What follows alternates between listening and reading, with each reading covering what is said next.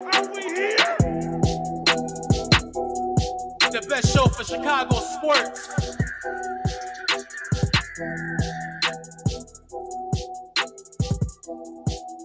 Oh my God! Yep. Oh yeah. Oh yeah. We back again. What's good, y'all?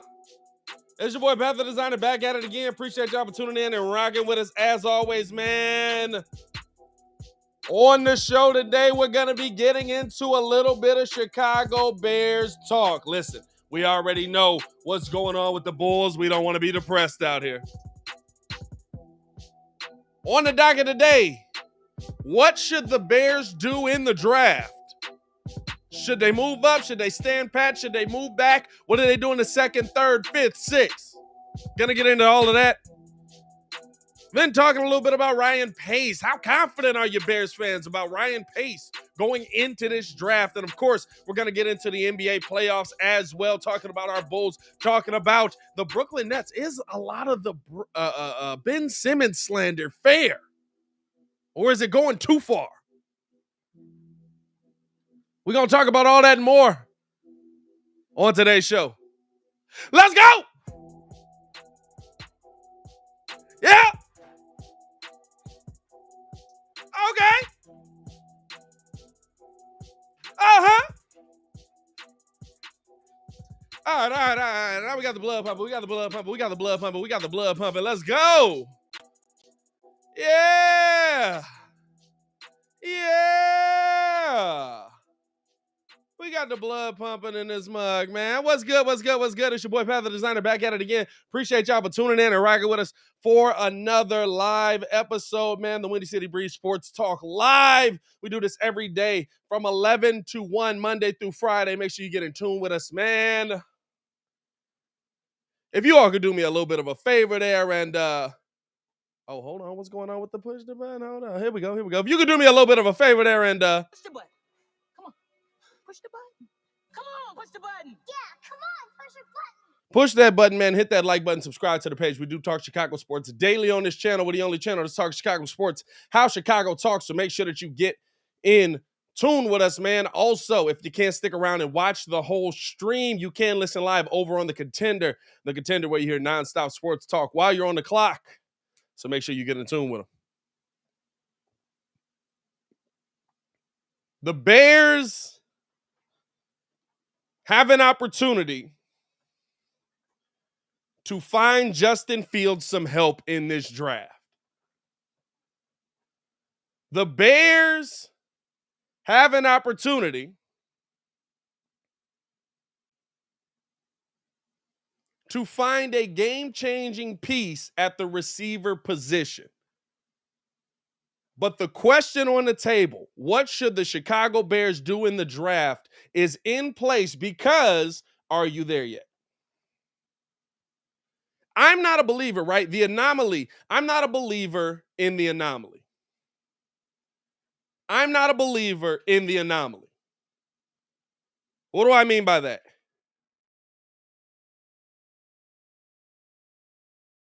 The Bengals do not get to the Super Bowl last year without drafting Jamar Chase. I can admit that. The Bengals do not get to the Super Bowl last season without drafting Jamar Chase, getting him that connection with Joe Burrow in there, right? They just don't. But on the flip side of that, the Bengals lose the Super Bowl because they weren't ready at the line. Are the Chicago Bears ready to put a star talent with Justin Fields at the wide receiver position? Or do they need to address some of the other things that happen on the field? There's a lot of moving parts. When you're talking about a football team having a winning dynamic, having a consistent winning culture. There's a lot of moving parts with it. as we welcome in Stefan the Don into the building. Steph, what's Yo, good? what's happening? What's Boy, the happening? blues on that camera be accentuated every time you come in. I ain't gonna lie to you. Them You blues, said what? the blues on the camera be deeply accentuated every time you get up in this mug. Hey, man. Hey, that's all right though. That's all right. How you feeling, my boy? Nah, I'm good. I'm good. Went outside yesterday. Yeah, Stayed safe, I hope. I'm good. I ain't gonna lie. I'm feeling good lately. Yeah, you got a little playoff clinch to coming tonight, possibly. You know what I'm saying? Hey, man, we gotta get him out of here. We Little- can't end up like Doc. Little serious. Hey, 3-2 again, dog. Ain't that wild? Dog. two years in a row. Yeah, Doc, you gotta relax there, I brother. got It's some getting a little close questions. for you. I got some questions. I'm not saying we're accusing you of anything, but I got some questions. Nah, I've been straight. What's good with y'all in the chat, man? What's good? Hey, man, we all in the building, man. No, here's the question for me. Are the Bears in a position What's good, Baki? to where, Mr. We traded the pick? Yeah, we're going to get into that today, too. Are the Bears in a position to where they can just go get the star talent at wide receiver that you hope is that you're able to find at 39? Or do they still need to build out those core pieces? Do they still need to build out those everyday grit and grime, get the job done guys? Because we look at this team and there's not a ton on this team that we go, yeah, no, that's going to be here for 10 years. Yeah, that's what I want to see, right?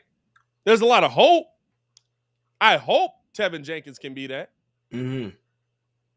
I hope that Larry Borum can be that, right? But as confused as we are in our left tackle position, we're just as confused on our right tackle position. We don't know. And so that's my question coming into this, right? Are the Bears in a position to make the splash like we saw the Bengals make when realistically, right, I said, I don't believe the anomalies. The Bengals is the anomaly. You do not win games like that usually without an offensive line that's set, that's in place. You do not win games like that without those key pieces to winning the battle in the trenches, right? And the biggest question there, even with having those guys, right, is say Tevin Jenkins gets hurt. Who's backing him up? By the way, he comes in with a history of back injury. Who's backing him up? Mm-hmm. Say Larry Borum gets hurt. Who's backing him up? Mm-hmm. Say, you know what I'm saying? So like there's some serious things that the Bears need to assess here going into this draft. What do you think the Bears should do heading into the 2022 NFL draft? Now look, I'm not gonna lie to you. I hate to beat a dead horse, but at 39 they need to either get George Pickens or Watson, the small dude with the strong hands. So you believe in the hype? You believe Watson? No, my fault. Pickens or Sky Moore at 39. After that, trade back, and then you get some. I like Burks over Pickens. Trade back, and then you get some picks because this is the thing. You still looking for that third down, possibly number one guy. We talked about it yesterday. Maybe they get DK in the building. You know that it's kind of far fetched. I'm not very far go that far. I mean it'll be nice. It'll be nice, but come on, it's DK. They don't got the capital to do that. I'm just sitting back looking at it like you get that receiver to help out Justin. After that's when you can go talk. These O-line guys, I just got done watching Arnold, aka AK. But hey, I'm not gonna lie, if they pick him up, hey Arnold, when he get a sack, come on now, come on, hey Arnold, hey Arnold, yo, you talking about Arnold Ebiketie? Yeah, Arnold, man. He do remind me a little bit of Quinn. He He do remind me a reminds me a little bit little of bit of Quinn. Robert Quinn. I wouldn't be They mad at Arnold Ebiketie. I think you got to address something on the offensive side of the ball with that first, second round pick.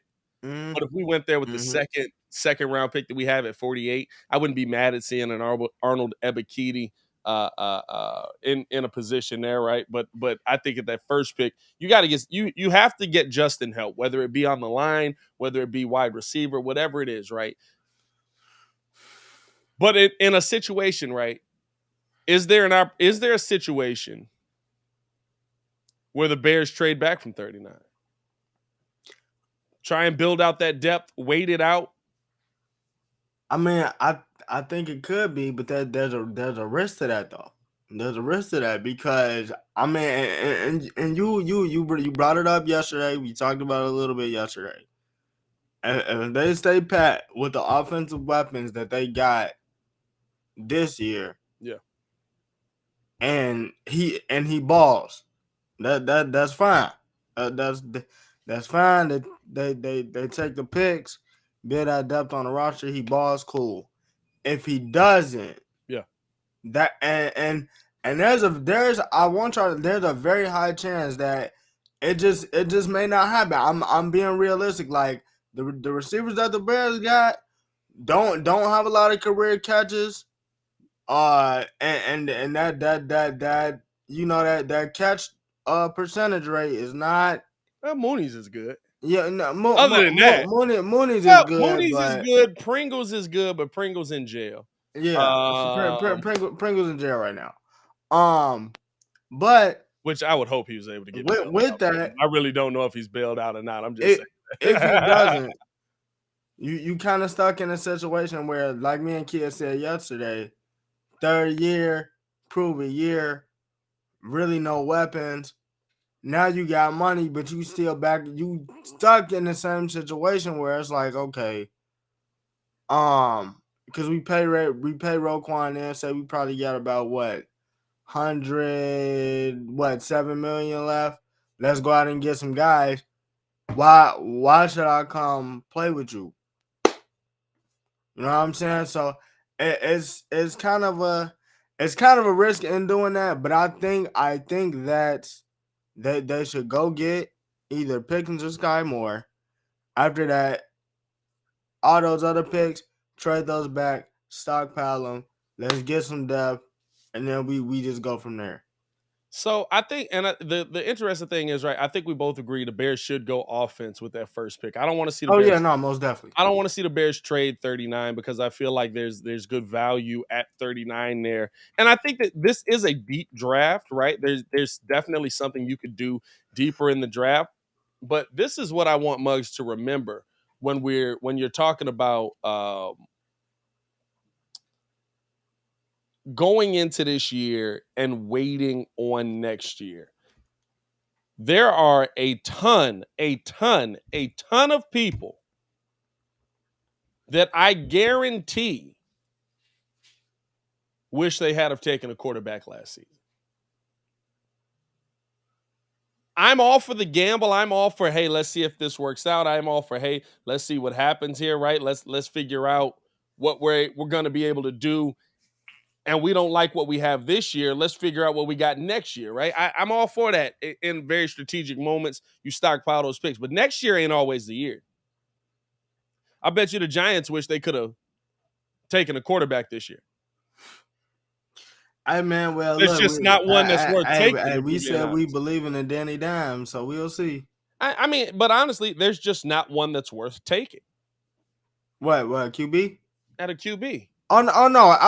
Outside of Malik Willis. But even there, are you taking them that high? What 8? What for the Giants? I don't think the Giants are. No, that's what I'm saying, right? It would shock me. We're talking about Malik Willis possibly falling to Seattle. I mean, he could fall to Pittsburgh, dog. He could fall to Pittsburgh. A kid would get on him so hurt. What are they at, 20? You said what? I said, where are they at, 20? Let me see. Let me pull up. I think so, but I know Seattle has 8. But you know what I'm saying? Like, I don't think And you the can see. Texans got 3, so you don't know what they're gonna do. And for me, right, this is a season where you could legitimately see. So the Steelers are at 20. This is a season where you could see a quarterback not go in the top 20. There's a lot of teams this year. Coach T was good. That legitimately, Coach T, what's happening, man? Coach T. But by the way, if y'all want some excellent Bears breakdown on top of what you get here on the Windy City Breeze, man, go check out Coach T's channel, man, doing some great things over there. This is a season here though where a lot of those teams. I mean, you look at the order right now, right? Detroit probably wishes they had picked a quarterback last season. Houston, New York, the Jets, maybe Zach Wilson's nice, right? You never know. No, I think he gonna be nice. They surrounded him into weapons. Him and Trevor Lawrence. I think they at least, if they don't have a bounce back year, they're at least saying like, hey, we trying to put these dudes in place. So you can't say we like totally ruin them. You Right. know what I'm saying? So But even that, right? we'll Like, see. hey, I think Zach gonna be nice though. Carolina would probably rather have a quarterback coming into this season. The Giants, as we said, they gave their pickup for us to get Justin Fields. Thank you, Giants. Appreciate that. The Falcons heading into this season, Whatever. right? Like, there's a bunch of teams on this list that probably would rather have a quarterback that didn't get one last season because they were like, we'll wait until next year. I'm not gonna lie to you. Sometimes waiting until next year don't work.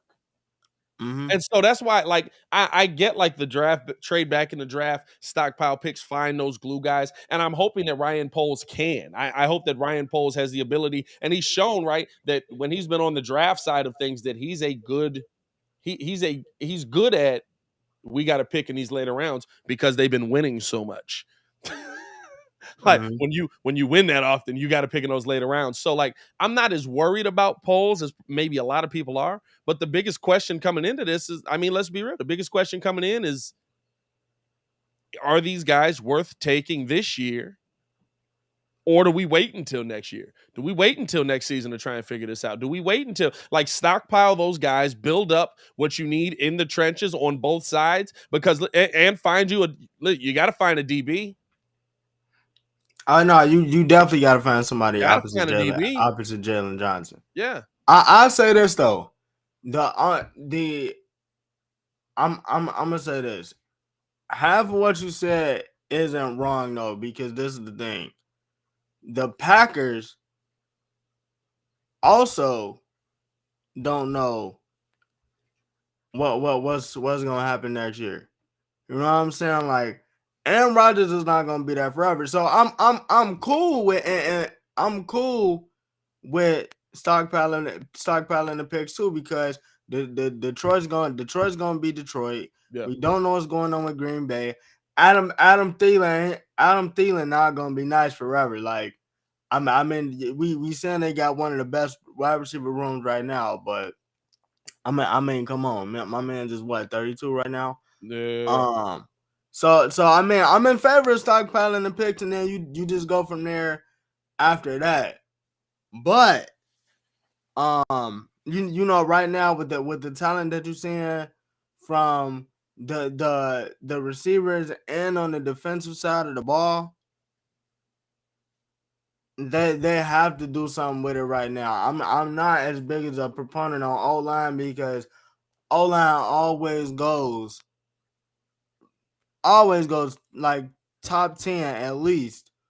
And if they get to you, there's probably a problem. So that's really what it comes down. If they get to you, something's probably wrong. Which we got Tevin Jenkins early in the second last year, back injury, right? Like we know that here in Chicago. So me and you kind of both agree, go offense 39 at 48. What would you like to see the Bears do?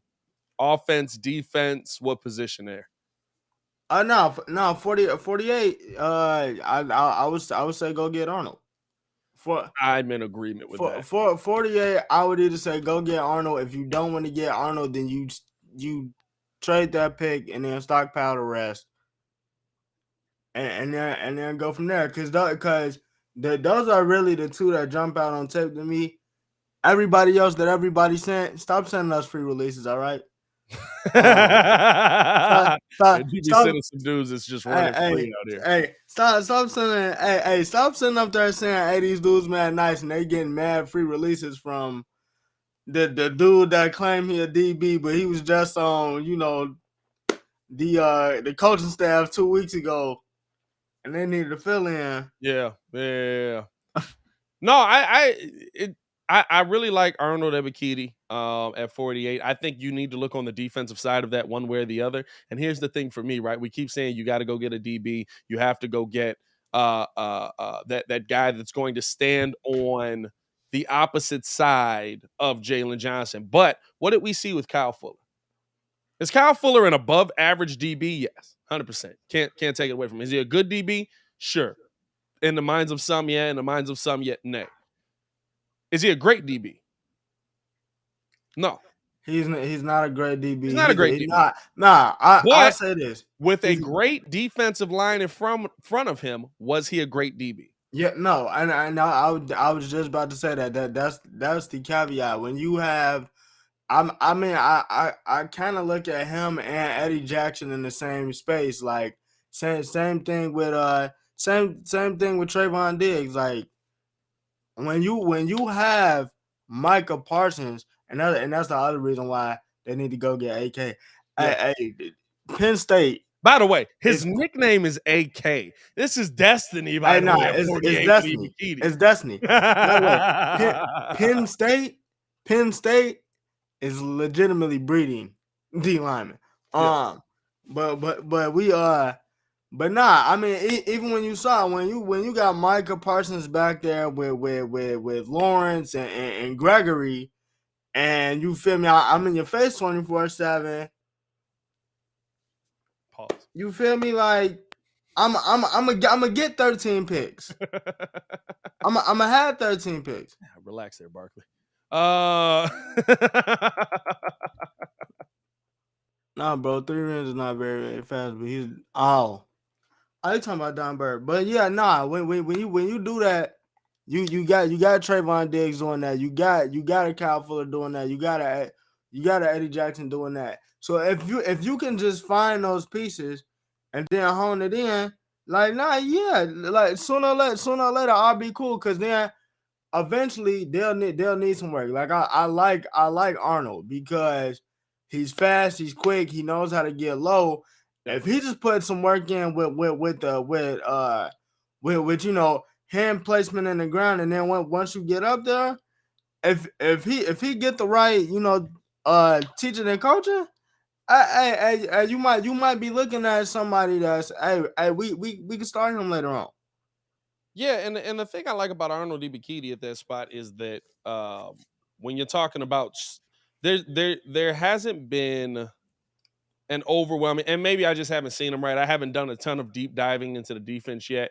We're going to get all that in this year. By the way, if you guys haven't seen any of the draft breakdowns, they're all in the comments below. Check out all the draft breakdowns of the guys that we or not in the comments, in the description below. Check out all the draft breakdowns of the guys that we've watched this year coming into the season, and giving our evaluation on how they would fit with the Bears as well. But I mean, getting guys in that have a perfect mix of strength, speed, size, and agility. That's hard to find. And usually when you find those guys, they end up being your Robert Quinns in a healthy season, Khalil Mack's, guys like that. And I don't want to compare them to like greats of greats like Mack, Donald, like Muzz like that. I'm not doing that. But what I'm saying is, like, when you see a guy that's explosive off of the ground and with his hand in the dirt and just standing up, and he's not only able to use his speed, but his ability to cut and plant and get you going the wrong way. These guys are fat. Let's not be real. Like, they strong as heck, but they fat. You know what I'm saying? I get you going the wrong way too quick, you're going to fall over. That's what I see when I look at Ebiketie. I feel like he'd be a good fit for us at 48. And I feel like at a minimum, right, even if it's not Ebiketie, I do need to look at some of the other guys on the defensive side of the ball as well. Make sure y'all tweet them to me, send them to me, send me some of them guys. And don't send me hour-long clips. Somebody's in that mud sending me like a 2-hour game. I'm like, bro, listen, He I don't sent you a watch full regular game? college. I don't watch regular college. They sent me. I think I watched the national champion. Somebody sent me the national championship for one of them. Oh, it was for the. But I know he's not coming. I watched the first half of the national championship with Buddy, and I knew he wasn't coming here. The linebacker Georgia. from Georgia. Come on, Kobe Bruh. Dean is not. Come on, now, dog. Come on, now, dog. They was like, "Can we get him?" I was like, "I don't think so, brother." He coming to us, bro. That man, he might be, bro. That man is ridiculous, bro. He was legitimately standing in the slot, took off, went left, and was on the other side of the field tackling the running back. bro. I was like, That boy, he different. He different. What kind of speed is that? You supposed to be playing wide receiver, my boy. He different. He just different, man. But yeah, man, just looking at that. But I mean, at the end of the day, right? Line play sets the tone for your team. The Bears have always been. I have no fear that we'll find a defensive lineman in this draft to replace Khalil Mack. Maybe not same caliber, maybe not same level, right? Maybe not superstar lineman, but this whole logo right here, built on linemen, built on linebackers, built on defense. I have no fear in my heart that we won't be able to find a defensive lineman. I need something from the offensive side of the ball early. That's the biggest key for me. But at 48, I think you build up, you bolster your defense as much as possible. Yeah, go find Buddy that made that tackle in that baseball game too while you at it. Man, dog, yeah, find him, bro. Who's my man's from the baseball game? Hey, if anybody get his name, shoot us his name. Get him in here, man. He's banned from his team. He might as well come through. Hey, listen. Hey, listen, man. Become a free agent. You got to see the vision on that. That man was flying through. Man, he's definitely a safety at a minimum, right? Oh no, definitely. Hey, big Cam Chancellor out here. Yeah, he probably safety playing up in coverage. I ain't mad at him, man. Hey, man, if y'all want to continue talking NFL draft with us, man, join the Discord. We're gonna be breaking this down the rest of the week as well. Wanted to get into, we're gonna get into it a little bit more. On keeping it going and stuff like that. But yeah, join the Discord, man. We got the link pinned in the chat. The Discord is starting to get cracking. It is hilarious up in there sometimes. I think Robert Schwartz said, what if KD gets traded to the Bulls? Shout out to Robert. I don't see it, Robert, but like, hey, listen, I love that we got the conversation going. I'm learning not to respond. Hey, listen. I love Robert, man. Robert come. That's my boy. But like, Robert come with the C Red out here. He said we swinging for the fences. Why we talking about Christian Wood with Kevin Durant's on the table, man? But no, the Discord is a lot of fun, man. So we appreciate y'all for showing love in there. Also, make sure that y'all hold up. Make sure that y'all push the button. Come on, push the button. Come on, push the button. Yeah, come on, push the button. hit that like button, man. Subscribe to the page. This is the only channel that's talking Chicago sports. How Chicago talk. So make sure that you get in tune with us, man. Also, we're going to be giving away that Iodo Sumu jersey at $13K, and we are almost there. What are we at right now? What are we sitting at right now? I think 13.8. 12. Oh, and by the way, since we're on that Discord topic too, 12,873. Since we're on that Discord topic too, I will be running Madden games from 2 to 6. Stop ducking me. Stop ducking me. Somebody in the chat is ducking out here? Y'all stop ducking me. Somebody ducking in the chat? This the thing. Mug just sit up there and be like, drop the GT. I done dropped the gamer tag in here like 3 times. I'm running games from 2 to 6. Hold up. I know who added me. Drop it again. We'll pin it in that mug. Listen. We'll pin it in there. I'm going to drop this mug again. Drop the gamer tag in there again. Let me see. Baki, I'm on the 5. I'm playing current GM Madden. Yeah, he can play crossplay. We can run some yard. We can play some 2K. Whatever y'all want to do. Stop ducking me. Hold on. He said it's free smoke. It's I'm just trying to play the subs. The subs said they got smoke. the subs said they got smoke. Y'all got smoke. I'm trying to see what's to it. I ain't mad at it, my boy. Get him riled up, dog. I'm running games from 2 to 6. Hey, I'm gonna tell you this right now. He's running the ball. God dang. See? I've been playing Madden with Ringo for about 4 years now. Hey. He is running the ball. Hey, ain't no shame in my game. Ain't no shame in my game. That definitely is big running the ball. What's the what was I gonna say? Let's keep it going with this Bears content, man. We got a ton coming for y'all as well. Looking at the rest of this draft, man, we got a pick in the 3rd round at 71, 5th round at 148, 5th round at 150, 6th round at 186. Now, these are the 2 scenarios that I present to you. Bears take a player at 3. Bears stand pat the rest of the way, right? I guess 3 scenarios. Bears stand pat the rest of the way. They live with their picks. Bears take a player at 3, package both 5th rounders to try and move up and get another impact player this season at 4, maybe. Or you trade the 3rd round pick and stockpile some 4th and 5ths. Which situation moving forward would you want to see the Bears do finishing out the draft? I would stockpile some 4th and 5th. See, the thing is, I don't have a problem with finding 4th and 5th. I don't have a problem with getting 4th and 5th because it's been multiple times where you know team GMs, Bill Belichick has turned around 4th and 5th. So there's definitely some talent there. Now I think Pose is a good identifier of talent. I mean, if you look at it when he tried to get what was Buddy from the Bengals? He saw him, paid him. The thing was he failed his physical, like. Yeah. But I mean, other than that, he's trying. You can see him trying to put a team together that it's not gonna compete right now, but at least I think at minimum he thinks that will be what Detroit was last year. Not like absolutely trash, but hey, Detroit is like they had like what 4 straight. I mean, Don Burr, you in the chat, you can speak to it. Like what was it like 4 straight field goal game winners? Yeah. And like one what 66 or 68 yarder from freaking Justin Tucker to win a game. Like they was technically supposed to have like what 6-7 wins last season. So I mean, at minimum, he thinks that this team should be competitive. So I mean, if you get the 4th and 5th, build that up. Next season, when you really go to spend that money, you're definitely gonna have something. And that's the interesting thing, right? Like with this draft, are you hoping to get pieces that are going to save you money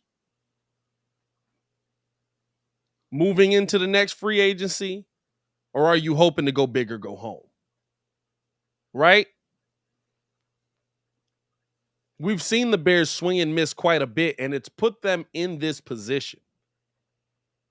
We've seen the Bears swing and miss quite a bit on draft night. Kevin White, Leonard Floyd, Mitchell Trubisky. And it's put them in this position. So for me,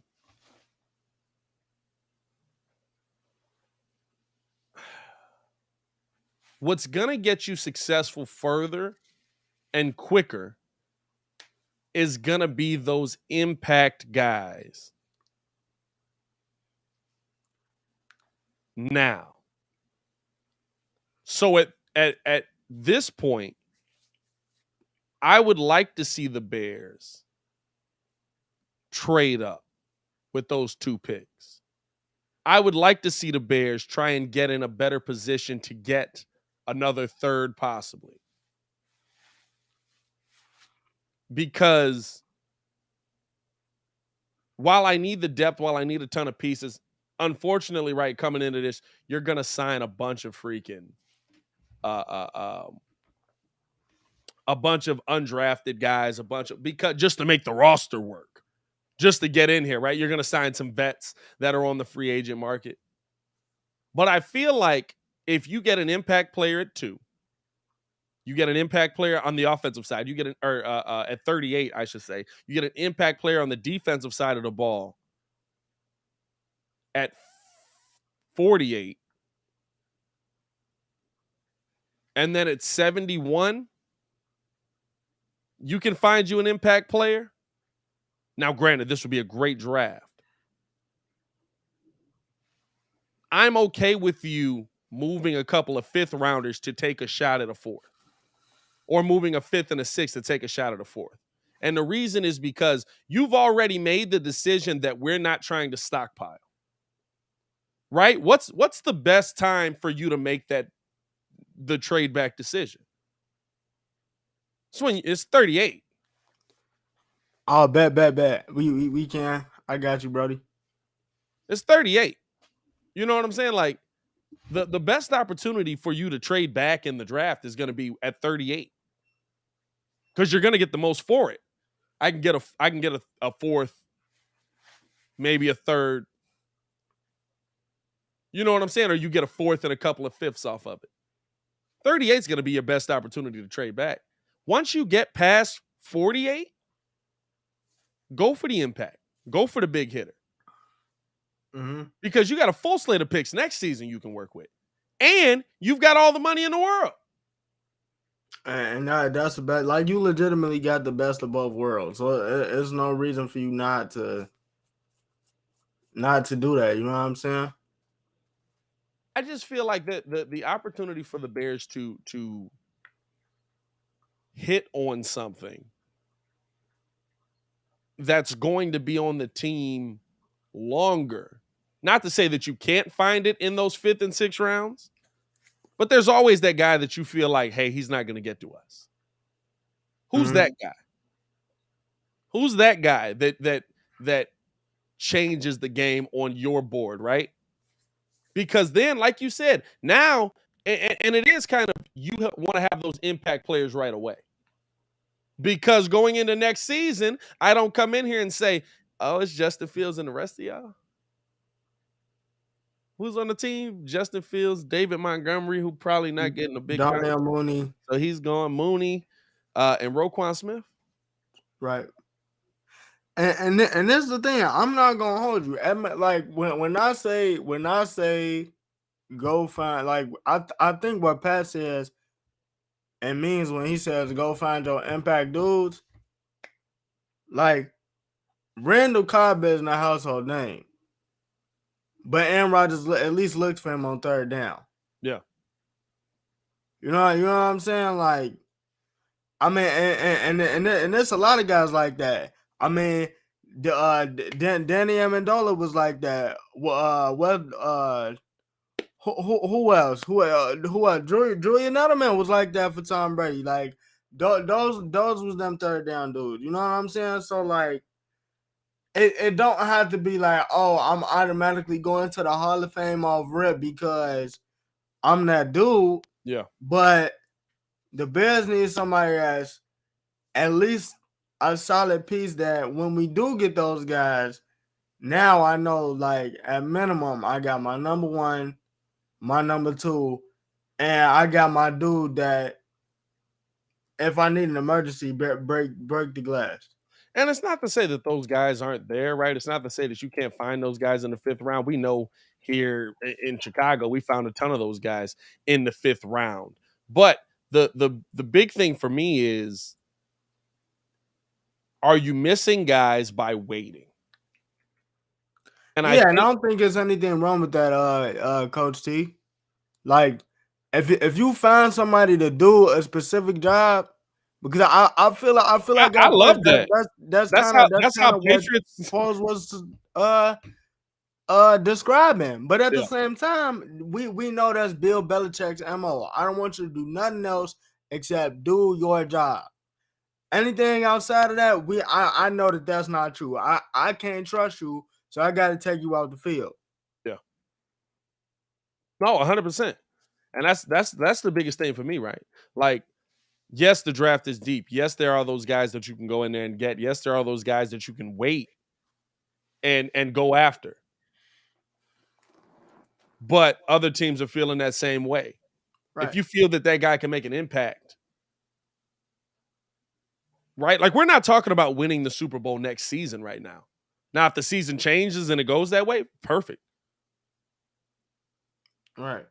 But we're not talking about going out and winning the Super Bowl next season. Right now, we don't have impact players. They said it. Bill Polian said it when he was evaluating the team. You don't have those blue chip guys on this team. You don't have guys that we feel like are going to be in the NFL long term. You don't have guys that we feel like are going to be a part of the Chicago Bears long term. He basically said we have 3. Justin, which told me a lot about Justin. Justin, Roquan, maybe. Well, at that point, you had Khalil Mack. Jalen Johnson's a maybe. You hope.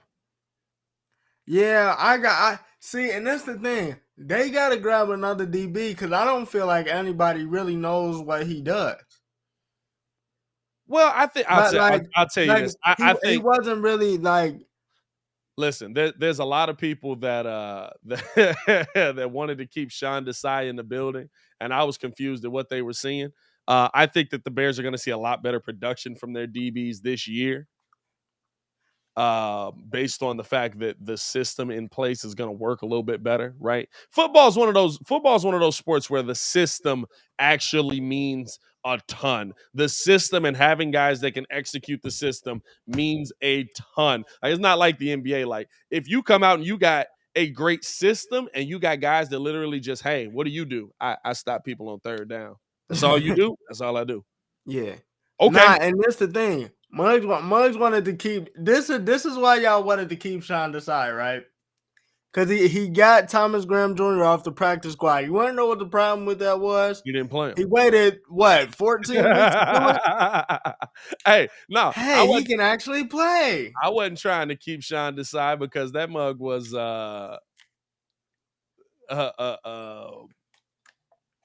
we got Thomas Graham. We saw, hey, this dude can play. And first thing I thought was, y'all been watching him in practice for 14 weeks, and you thought exactly the garbage we were putting out on the field was better than this? Are you serious right now? So that, yeah, I was done with Desai as soon as I saw that, dog. I couldn't I couldn't believe when I saw that. I was like, wait, Thomas Graham can actually play football? Like, that's a step up. Y'all realize that, right? Nobody knew. I don't care if he's great or not. He can play. But no, like, I just feel like coming into this draft, right? You want to get yes, there are pieces you can get late. Yes, there are pieces that you can get by trading back, and I know a lot of people want to trade back. But I think trading back is situational for me. Trading back for me, because if I trade back and at 2, fine, then we're trading back. We're stockpiling. I'm not saying either decision is wrong either, right? I feel like this is a draft where both decisions could be right. I feel like this is a draft where, yeah, I do want to stand pat with my pick at 2. And my pick at 39 and my pick at 48. I want to keep my second round picks, and I want to keep my third round pick, and I want to keep my 5th round picks. And I just want to find guys that are able to do what they're able to do. I think that's a great draft situation to start things off anyway, right? Because I know we know there's impact players at 38. There's impact players at 48. There's impact players at 71, right? We feel good about those players in those moments. But I feel like even if Sean Desai says, hey, I want to trade back, I want to stockpile things, I'm not going to go for the impact player this year. I'm not going to go for the guy that's the game-breaking player this year. Maybe we'll find him in these later picks, but we need as many picks as possible coming into this season because we don't have that many people on our roster right now. We don't have that many people in the building right now, and we need the best talent available that we can get into the building right now. So, like, I think there's something to be said on both sides. I don't think either side is a bad situation. I think both sides could work out well because this draft, like Coach T said in the comments, this draft is incredibly deep. At wide receiver, I like some of the linemen that are coming later in this, at defensive and offensive. I don't know if we'll get either of or any of the offensive linemen, but them offensive linemen finna be going like. Yeah, I think it's gonna be offensive line. Malik Willis. You said what? I said them offensive linemen about to be going like that Popeye's chicken sandwich was when it first came out. Yeah, I think it's about to be offensive line Malik Willis, offensive line. Offensive line Kenny Pickett. But no, man, I feel like the Bears are in as crazy as it is to say, right? I feel like they're in a good situation coming into this draft. I feel like they're in a situation where not only do you have new guys in the building, not only do you have new talent in the building, and we'll talk about that as well, but you also have them coming in probably in the best draft available for them to look good in their first year. Mm-hmm. Because of the things we need. By the way, shout out to what? Hold on. Baki, don't tweet nothing if it ain't true, dog. Oh yeah, it's That might be facts right there. That might be it right there, boys. It's We might have to shift the conversation here. It's a wrap. It's a wrap. Oh boy, It's let a me wrap. get the breaking news. It's a wrap. It's a wrap. Well, you got it.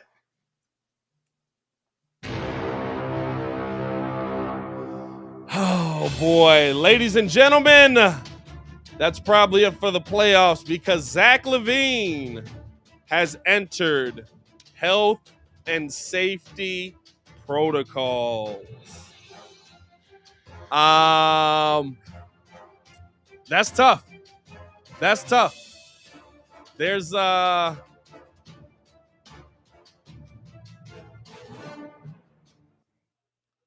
much you can do for that.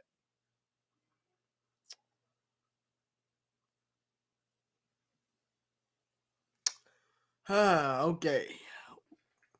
1, 2, 3, Cancun. 1, 2, 3, Cancun. Yeah.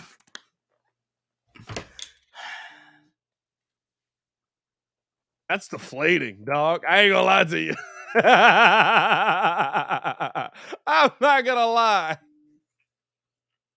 Oh. I don't even no Caruso, no Levine. No, it's a wrap. Ain't no P-Will man enough. And that's what I was gonna say. Is this the moment for where P. Will's able to finally get the opportunity? You know what? All right. If he come out, because now I'm not even. I'll be honest with you. Now a win doesn't even matter as much. Like I said last night on Locked On Bulls that I thought a win was going to be a must because you had to get back here and get yourself in a position where you get to show out in front of the fans. You get to show that we're more than what we've shown that we are. That position ain't gonna be. You know what I'm saying? Like I don't see you overcoming the loss of Zach. That's a tough one. I need P. Will to give me 25-15 his last game. Yeah, like I'm this is the thing. I'm fully expecting them to get blown out. But I've been of the mindset since P. Will got drafted that he is absolutely gonna be that dude. He is in the perfect situation as far as getting his shot right, getting his game right. He has the guys under him that's mentoring him that'll be able to show him how to pick his spots. I need at least a 25-10, 25-15 game from him to at least end the season. So that way I'm at least hype off something. Cause y'all getting blown out. It's Oh, that sucks. it's not that. Like, what do you like? See, this is the problem when we do this. Y'all boys be, oh man, what you gonna say? This gotta be good news. Like at the end of the day, like, what you expect us to say? Nah, you know what? And that one, it's almost right because you had no Caruso. You were coming into this down anyway. You were hoping, right, that the Bulls were going to pull out a Herculean victory to get it back to the UC. But now you're just hoping that you're able to be competitive in this game. You're just hoping that you're able to see something from these players where, hey, I know going into next season, Patrick Williams showed this in the playoffs, and that's going to tell me a lot about Patrick Williams moving forward, right? What you saw from Scotty Barnes when his back was against the wall to the Philadelphia 76ers. And all of a sudden, he doesn't have Kyle Lowry last night, but the 76ers come out and ball out, right? Or I'm sorry, the Toronto Raptors come out and ball out, and Scotty Barnes is the leader of all of that. That's what you're hoping for in this situation. That's what you're trying to see, trying to figure out, right? Like that's man, that one sucks. That's gonna be tough to over. That's almost impossible to overcome. I'm not gonna lie to you. The loss of Caruso and Levine, I don't think DeMar by himself is gonna be enough.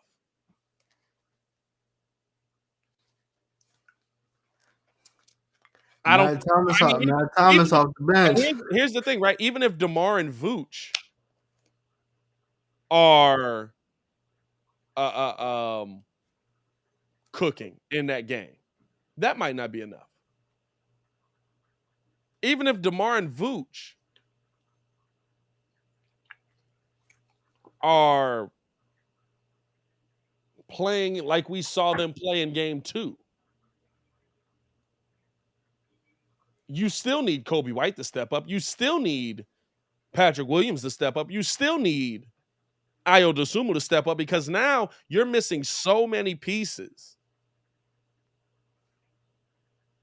that you're not going to have the opportunity to not have somebody cook. You're not going to have the opportunity to not have somebody play well. You're not going to have the opportunity to not have somebody step up and give you 20 plus. And you didn't have that opportunity in the first place. Now you're even behind the eight ball even more. And yeah, Shams just confirmed that Zach LaVine is expected to miss Wednesday's game 5. Hey, dog, Zach had COVID 5 times. Yeah. Zach had COVID 5 times this year. 5 times? I don't know if it's 5 times. Well, I think it was. I think that meant 5 times in total, though. Because what was it? Twice last year. Hey, I tell you what, if you arguing the vaccine, Zach LaVine's your perfect player to go to. Oh man, that one sucks, y'all. So I was wondering, should I get the shot or? Yeah, you know what I'm saying. It's been 3. That's what I thought. It's three this year. Definitely 3 times, yeah. Hey, Zach got to stop kicking it. Zach got to stop kicking it with these mugs. No, it's been 3 times in total because he had it when it first came out when we had the bubble year, when we thought the Bulls had a shot at making the bubble. Yeah, and then he's had it twice this year. Oh, okay. So that's a blow, y'all. That's a big blow to the Bulls. That's a big blow. That's wild. That's probably the knockout punch that didn't even come from them. So who do you want to see? Like who's the dude? Cause like I said, I think they'll lose. But who's that dude out of the out of the young guys that you want to see? Like, all right, this last game, I need you to do this, so that way I got something to build off of. He will. I don't think Kobe White's a part of this team next year. Dog, watch him go off for like 35, dog. Oh, yeah.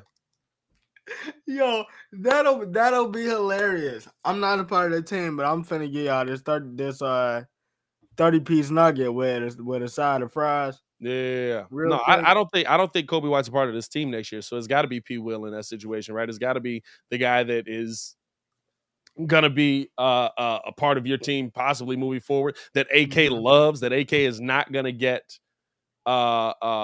seems like he's not gonna move off of at any point in time, right? It's got to be P. Will. And I said on the show yesterday, and I said on Locked On yesterday. By the way, check out the latest Locked On Bulls if you guys haven't seen that as well. The biggest thing that the Bulls have going for them is that they are they have enough young pieces on this team moving forward. Mm-hmm. You found Ayo Dosunmu, young piece. You've got Zach LaVine. You've got Lonzo Ball. You hope that P. Will develops into something. But I mean, if you felt like this was going to be a season where the Bulls were going to go championship run, where they were gonna close this thing out, where they were going to finally figure it out, like, listen, first you got to fail. You must fail before you can succeed. But we didn't expect them to fail this hard, and I think I really think injuries robbed them of this season. Yeah, I'm saying I really think injuries robbed them of this season, and what this season could have been. But we're gonna see, man. We're gonna see moving forward. For me, the young guy has got to be P. Will. I mean, maybe Ayo Dosunmu, but even with that, right? Like Ayo's gonna be your backup point guard. Bach, you finna sit up here and blame me? What happened? For this? Y'all know whose fault this is, Ringo and Chat, for us losing. No, he said he blamed me. He said first of all, he blamed me. He said Pat the Designer reason being Lil Mama ain't been on none of the live.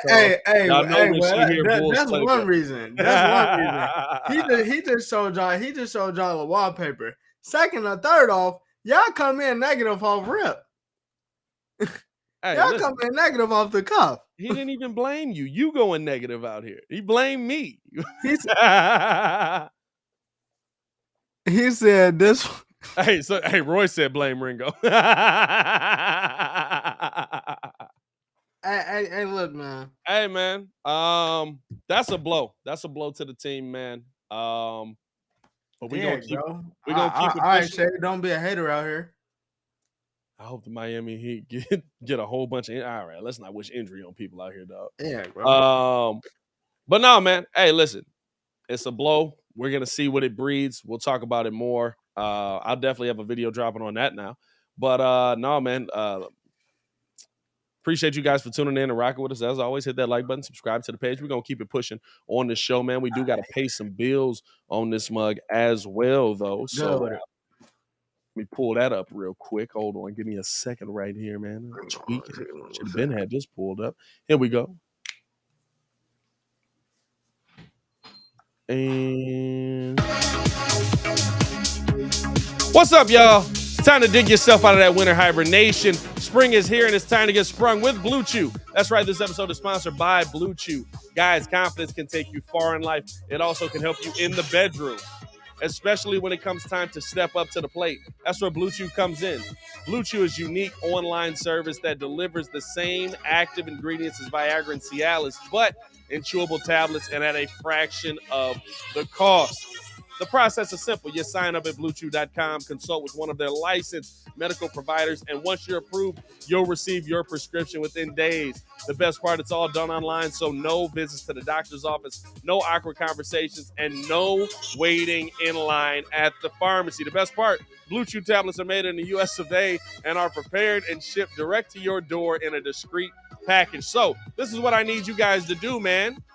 Go on over to BlueChew.com and use the promo code WindyCity and just pay $5 in shipping. That's right. Go to BlueChew.com, promo code WindyCity to receive your first month free. Visit BlueChew.com for more details and important safety information. And we thank Blue Chew for sponsoring the show. Yeah. Y'all like the little background music added in on that, man? Y'all like that little smooth, little soft? I feel like that has a nice flair to it, right? I feel like that has a little bit. Hey, man, that's that GTA San Andreas music. When you in the club, bro. And you know when when he finally picking up Shorty that's at the crib, she talking about some. Hey, CJ, take me out dancing. Take me out dancing. Y'all gotta do, yo, that's the exact music right there. Hey, bro, I thought it was a nice touch, man. I even switched up the song for y'all today, man. I don't even know. I got so many more songs that go along with it. Oh man, dog, I'm having way too much fun with this. You did, yeah. I'm saying we got so many sounds in this one. I got the. I'm just having fun with it, dog. Now,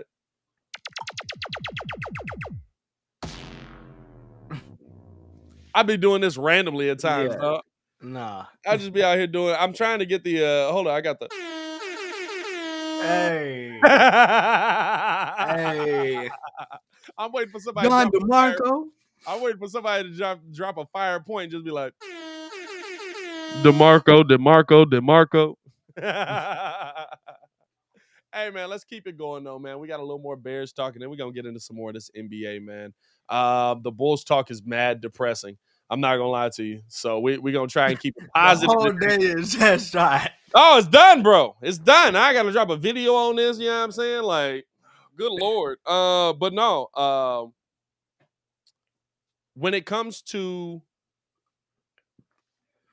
confidence in this team, confidence in Ryan Poles coming in, confidence in the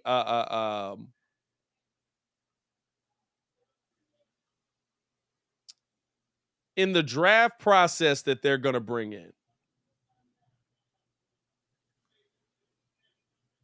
How confident are you in Ryan Pace?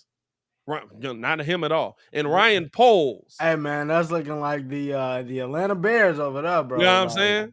How confident are you in Ryan Poles getting the job done in his first draft? I'm thinking I'm confident. I'm confident. Like he's I would say that he has the experience because of the simple fact that he's coming from the Chiefs, or he's coming from the Chiefs organization, and they've been a great scouter of talent. I mean, since Pat Mahomes been drafted, I mean they put the pieces around him uh to even do what he needed to do. And too, you gotta remember he gave the Chiefs 2 W's before that man left. Yeah. To come to the Bears. He gave them Creed Humphrey, and then he gave them another offensive lineman. Yeah. And then he was like, hey, those my last 2. I did y'all a solid. I'm finna go do my own thing. So pretty much I'm confident with what he has, because you also have to remember the Chiefs also really didn't have any picks when they found those guys either like that, because they was doing the winning. So at minimum, I have confidence that he can find later round talent in this draft, especially with how everybody is saying how deep this draft actually is. Yeah. So I mean, I would say sit back, don't trip off the first pick like we was doing with AK with Pete Wheel, and let him do his thing, let him work his magic, and then you go from there.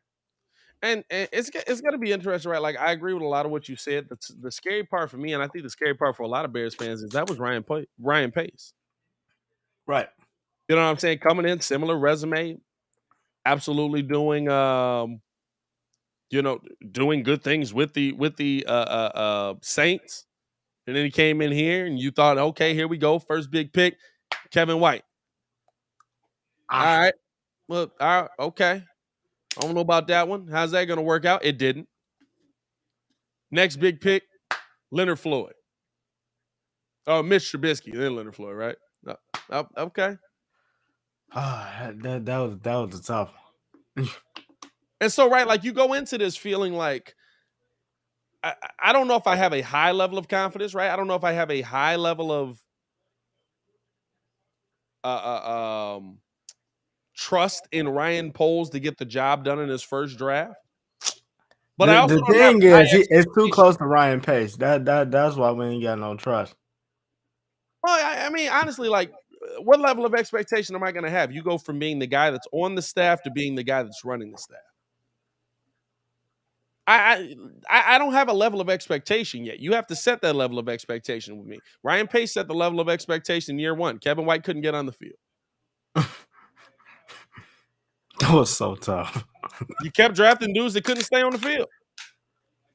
And the dudes you drafted that could stay on the field Was you know what I'm saying? So it's I don't know if I come in with a ton of confidence, you know what I'm saying? Like you finished with Pace, and when Pace left, it was just, Oh, brother, this guy stinks. that's all you felt. You know what I'm saying? Like, oh, bro. that's all you felt. But even after year one, right, there were people that were out. And I re-looked at that clip last night, man. And we gotta I'm gonna show the clip in here again for all the new people that might not have seen it, man. But I rewatched that clip last night and I was like, man, I was back in on Pace for a minute. And like literally in a season's time, he got me right back out. Just on decision making, just on the roster he put together, the personnel they brought in, just right back out. So I don't know. Like I come into this as an open book. Mm-hmm. Show me something. Show me you can do something. Show me that you can take this to the next level. Show me that you can get the Bears from A to B. I'm not asking for A to Super Bowl. I just want to get to B. Get me to being a competitive football team again that's playing a modern style of football. Right off rip. I'm really interested to see that. I'm really interested to see if Jesse puts in the dual backs, because it's like nowadays everybody's using them. So legitimately, if you not, you just behind the 8 ball at this point. Like it's legit, because I think Herbert can absolutely make Montgomery expendable, and like I know me and you talk running backs all the time. That man, bro. I'm not paying nobody. That man Herbert is nice to me. You know what though? It's interesting, right? Because there's pieces on this team, like even with the dual back system, right? Like, say the Bears do come into the season, they run a dual back system. There's going to be a lot more emphasis on the run game in that situation than there is on the pass game. How San Francisco does it. That's how they keep Jimmy G out of trouble. We're going to use both of our running backs so that Jimmy G doesn't have to throw the football that much. Do you feel good about your offense if that's the case?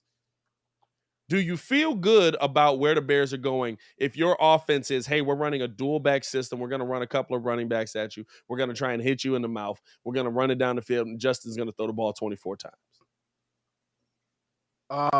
I'm cool with it right now because of the simple fact the Bears, outside of Darnell Mooney and Cole Kmet, they don't know what they have on offense. Like as far as passing the ball, I mean. So I'm cool with you doing that now. If by some stretch of the imagination, like we went and got a fullback. Yeah. and listen, that's me all I needed to know. The Bears are running the football. The Bears are running the football. The Bears are running the football. I swear to God, if Eberflus comes out and runs the T formation, I will lose my mind because that's how Matt Nagy won us over. Oh, you ran the T formation. Okay.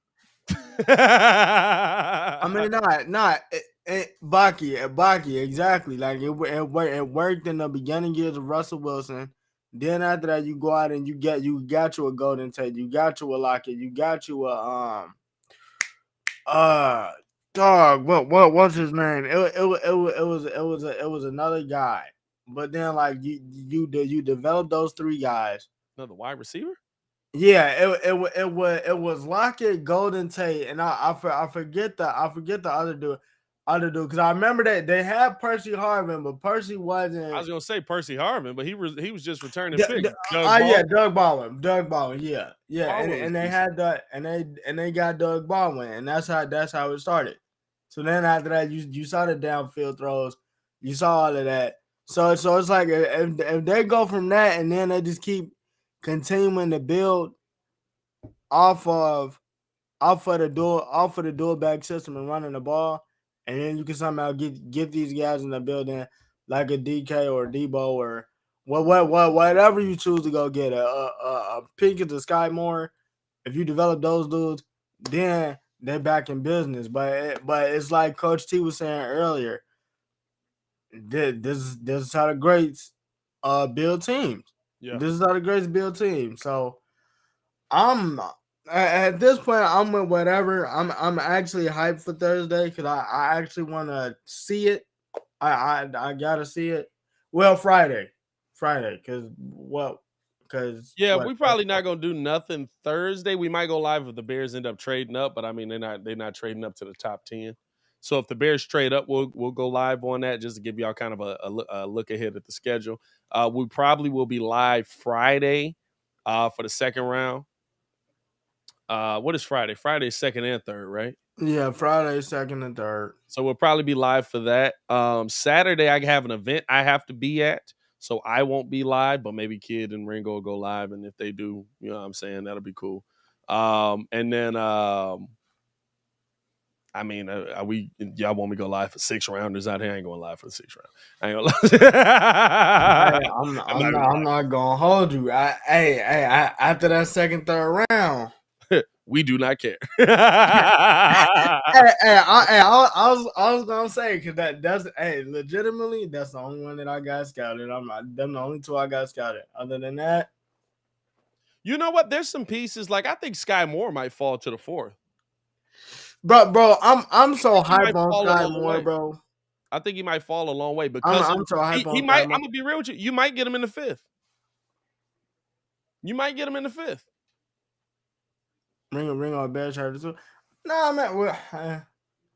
He a Giants fan. I don't know if he hates on the Bears. I really hate on the Bulls either. I keep telling y'all, the Bears. I keep telling y'all, Ringo's a closet Bulls fan. Y'all be realizing that like when stuff, y'all gotta watch Ringo's dynamics, man. When stuff be happening to the Bulls, and Ringo be having the same expression as all of us. Like, I can't believe, what are you doing? Why? It don't even make sense. No, don't do that. What are you, like, Ringo be just as hurt as all of us, man. He just won't admit it. He a closet Bears fan. I legitimately just, the way that the Bulls go hard for their city, bro, I want the Bulls to be good. But it's like y'all do dumb stuff for me not to root for y'all. Like, yeah, we don't fight on the sidelines. Hey, listen, that fight on the sideline got us to 3-1. Okay, here we go. Y'all wasn't going to hey, y'all had a championship. That's how you spinning that one, huh? That's how you spinning that. That's okay, man. It's all good. We won't tell. That's how everybody's spinning that. What you mean? We won't tell nobody that you really secretly a closet Bulls fan, man. It's all good. All right. Hey, man, let's keep it moving along, man, because there is something else I want to get into, and I feel like it's gonna take a good amount of time talking about it. Appreciate y'all for tuning in and rocking with us as always, man. Showing so much love to the channel. I think it's like 40-something people in here right now. I know the Zach Levine news pulled everybody away. We also gonna have to do some emergency pod work out here, man. So, man, that sucks. Man, that sucks. But no, as we finishing this out, coming into this last little segment here, just to break down on this. Ben Simmons has been getting ridiculous slander. Ridiculous slander. And so, question to the chat, question to all the people coming through as we're getting into this last topic on the show. Is the Ben Simmons slander coming as strong as it is fair or too far? And Stephen A. Smith went hard on that boy. Stephen A. Smith probably went the hardest of anybody. He basically I'm gonna go ahead and say that for this year it's fair. For this year it's fair. Only reason why I said that is because He legit. So y'all remember in the chat, like I think like a month or a month and a half back, we were sitting up here talking about the Bears and we were just sitting up here talking about Justin sent the little leg pick. You feel me? He didn't show the whole thigh, but like he was that dog. Ben Simmons legitimately and all other games that they played. And those 4 games, he legit could have came back game 3. And this is the thing. He legit essentially showed y'all the toes, raised up to show y'all the thigh, and then the next time you went back to the snap, you found out that he blocked you. That's essentially what happened. You thought you was getting somewhere, and then he blocked you. Dog. The last 3 games, they have not lost by that much. I'm with Jay Wheel on this. Just give me 10 minutes. I'm not asking you to be Michael Jordan Space Jam second half secret stuff. Bro, I'm legitimately just asking for 10 minutes of basketball. Show me that you want to be out there. And you can't even give me that. And this is the thing. This is the thing. If you knew that your plan was okay, if they go down to, if we win this game, they go down to 1, I'm coming back. But if they lose 3-0, I'm gonna just say that my back hurt. Just say that you're not coming back. Just say that you're not coming back. Don't let them tell us that we're revving him up. He's looking man nice, no pain free. Because look, even as much as we wanted to see it, we do actually care about this team being fully healthy. So essentially, just don't say nothing at all. But for you to not show up to the game yesterday, not even be on the bench, and then have somebody resurface a tweet that you tweeted it, and then delete it. You got the blue check mark. That's you on Twitter. You tweeted it and then deleted it, saying that watching my team get swept in the playoffs. Watching my team get swept hurt me. I don't want to feel this again. Why you ain't out there?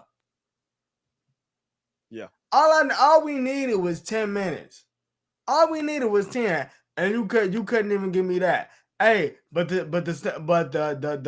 lamb green, love that. Louis Vuitton sweater, love that. That jacket with the glasses, you was looking fresh. You was out here looking like Otto Porter for the Bulls. Otto Porter did used to be looking fresh. I ain't gonna lie but to you. you are looking mad fresh for no reason. Otto Porter used to be looking fresh. You whack. Nah, I can't defend you if you out here doing stuff like a club. I'm gonna be real with you, right? Like some of the slander, I haven't heard any of the slander that went too far. And I saw the whole thing where Jamie Foxx is talking about, oh, this man got a family. We got to relax. Why do you go with these guys, but you don't go with other guys like this? Because the other guys compete. People love to come at Stephen A, and there's a lot to go at Stephen A about.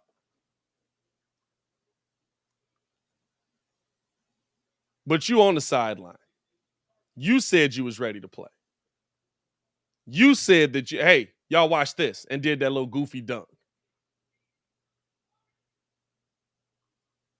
And then you told them you're not going to play when the going got tough. Guess what? When the going got tough in Philly, what'd you do? You ran. That's weak. Right, okay, he got hacked. Okay. That's weak.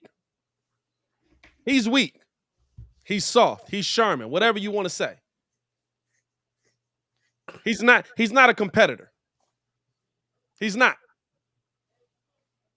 He's not a competitor. Because if you were a competitor, you would want to be out there competing with your team And Shaq and Charles Barkley called him out, saying if you could have played in Game 4, You could have played in Game 3. you could have played in Game 3. You was fine. If you could play Wednesday, you could play Monday. Because you made the decision to not play right after Game 2. You made the decision to come back in Game 4 right after Game 2. You know what I'm saying? Like, yeah, whatever it is, he's not trying to be a competitor. Because if he was, he would want to compete with the team that he was on, that they facilitated around him. He didn't want to be there. Philly's going to treat me bad. How you think Brooklyn going to treat you? You left them out high and dry. You got athletes out here calling you out. You've got athletes out here looking at you, people that played your sport, that are stars in your sport, that are Hall of Famers in your sport, telling you this is the weakest move by an athlete I've ever seen in my life. Reggie Miller calling him out. Shaq calling him out. Chuck calling him out. Kenny calling him out. Yeah. And this is the thing. I feel like we have to update. We have to update our narrative. We have to update the meaning on the word soft. I remember, bro. You remember it was like a whole 4-year stretch when Muggs was like, all Blake want to do is dunk. He don't want to do nothing else. Yeah. This man mad soft when you get on the court. This, and this. Muggs was calling him soft. He got traded to Detroit and legitimately carried the Pistons to the playoffs on a bum knee. And it gave out on them in the playoffs. But you know what? You want to know why we gave him his respect? Because they got swept, but he was out there. I'm not even asking you to be good. I'm asking you to go out there and support your team. And that's the thing, bro. You not even on the bench for the last game. I'm not even asking you to be good, honestly. I didn't expect Ben Simmons to be good. During timeouts, you're not saying, hey, Seth, watch this. Hey, Patty, you make sure, hey, when he slide over, you gotta try to take that.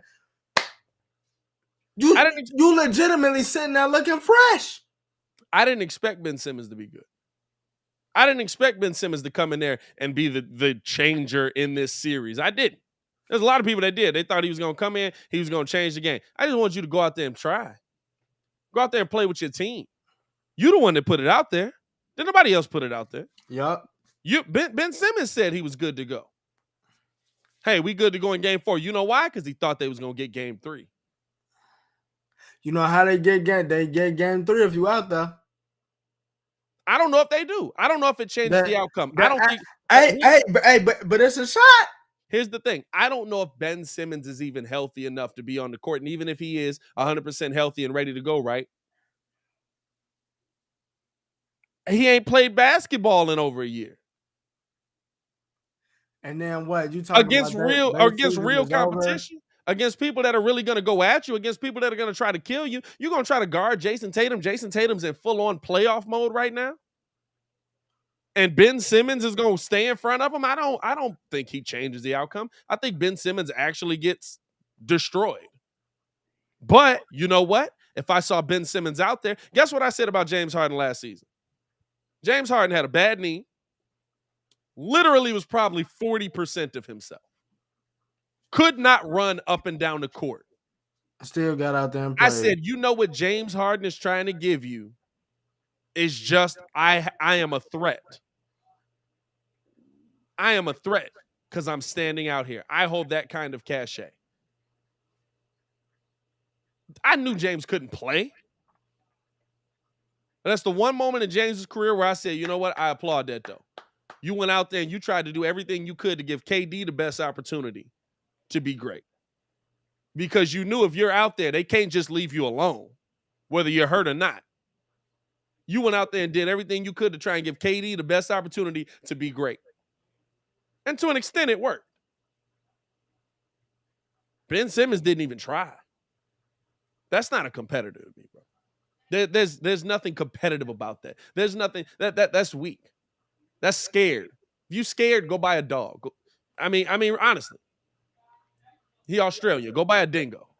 And apparently, bro, he got a history of doing this because they said when he went to LSU, the reason why they missed the tournament was because the only thing he wanted to do was go showcase his stats. They said he would. They said he did the same thing on the Australian team because he said that it was 2 games against the U.S. that he told them that he was gonna play for. Made a video for made like a hype video for it, bagged out, went back, said he was gonna do it again, and still didn't play.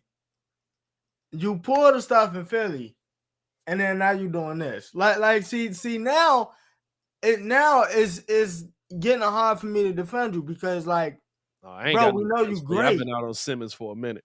We know you great. What? We know you can play. Great talent doesn't always mean great mentality. And that's the bar. That's the bar. Great talent doesn't always mean great mentality. Philly didn't win that trade. We can get into that too. But Philly didn't win that trade. It was an opportunity to do it. You said that's the bar. Honestly, though, Andrew Wiggins legitimately has all the talent in the world.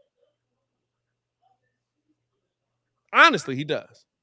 Otto Porter Jr. legitimately had all of the talent in the world. Injuries have robbed him of a little bit of that. But when he was in Washington, Otto Porter Jr. does everything. He led the league in 3-point percentage. And he could take you off the dribble. Yeah, and he could defend. And like ability doesn't equal mentality. And that's the biggest thing, right? Like, there's some guys that have all the ability in the world. There's some guys that are at levels where when you look at them on a basketball court, you're like, my God, why doesn't he do this all the time? They don't have it up here. Right? Mm-hmm. To me, that's the biggest thing P. Will needs to develop. Mm-hmm. Hopefully he's able to develop that in this game coming up. It's the only chance. And I think what it is right, when we talk about Wiggs, I think the biggest thing with Wiggs was on some, I'm the number 1 pick. Muggs was absolutely calling him what, Maple Jordan or whatever it was. Maple Jordan. Dog. Oh, God. That was so awful. He legitimately was like, look, this cool, man, just put me in a spot where I can play a role. Yeah. And he was legitimately found, like, he's an all-star. Like, say what you want to say. When it's all said and done with him, it's going to say that Andrew Wiggins was an all-star. Because he got his 18, played his role. His role was significant, and he's absolutely hooping. And in the space that he's at right now. Yeah. But what I'm seeing from Ben, I can't. It's legitimately nothing that you say for that. Cause it always goes like this. If you're not hooping, I can't give you credit. When you hooping, it's cool. But all that other stuff is gonna come, bro. You are the number 1 pick. If you're not hooping, we gotta talk about you. Yeah. That's just the lay of the land. And here's the thing, right? Because the biggest thing to me coming into this whole situation, right, is like, does Ben Simmons keep the Nets from getting swept? I don't think so. I don't. I just don't. I don't think that some dude that hasn't played basketball can just walk in and he's going to slow down a guy that's on a tear right now in Jason Tatum, a guy that's on a tear right now in Jaylen Brown, right? I don't think that him being there makes that big of a difference for the Brooklyn Nets, especially when in essence they're essentially going to play the Utah Jazz version of defense just with Ben Simmons instead of Rudy Gobert. Like, hey, what's the defense? Ben. I didn't throw Drummond out that word for at all. The last game. But there's something to be said about seeing somebody on the court and seeing them try for your city. That would have been the moment, right, that would have endeared him to Brooklyn. That would have been the moment, right, that endeared him to the city of Brooklyn. That got them. Hey, he bled for us. He fought for us, even through injury, coming back, fighting in, trying to get it going. I respect that. Now you've gone the other way. You thought Philly was gonna kill you? I told y'all before on the show. He think it's gonna be easier in Brooklyn. To the worst places, bro. Three of the worst places, bro, for sports media is Philly, Philly, New York, and Chicago. Cause these mugs, one should, fam, like you know what it is. Like, quit acting brand new. Yeah. And that's what I'm saying. Like, you think it's gonna I'm be mentally weak. easier in Brooklyn?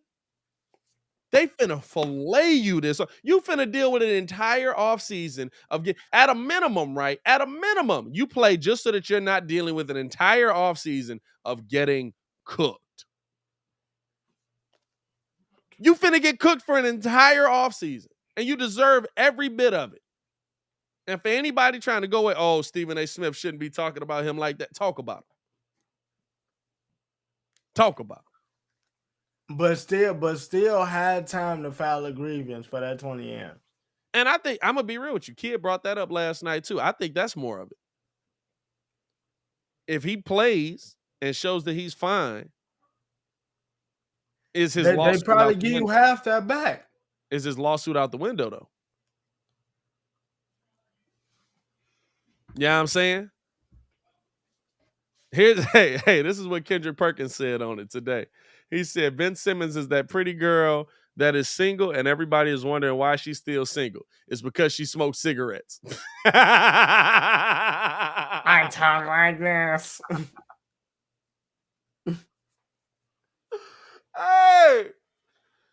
Hey, it's because she smokes cigarettes is wild. Did they hey, I ain't gonna lie to you.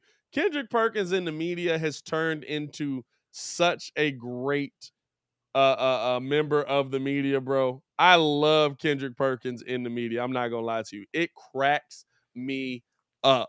Anytime he gives his assessment of something, anytime he gives his breakdown of something, bro, because he just be like, he got that like Southern, like, let me tell you something, man. We used to do this back down in Montgomery, man. Right. And when I look at this, boy, you see that girl right there, she be driving up the street right there, man. You be like, man, she bad. Be like, what's wrong with her? She a crackhead. That's okay, though. You know what it is.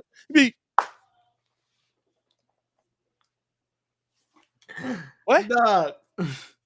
What? She a crackhead, man. And to me, that's LeBron James. What? What kind of analogy was that, dog?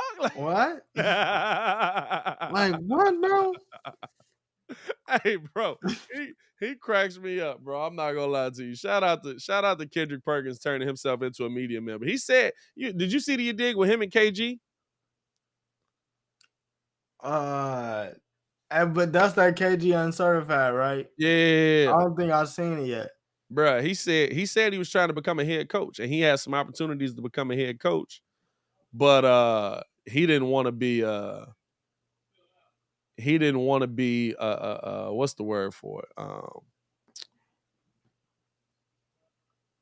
Dang, what's the right way to say it? He didn't want to get the token job.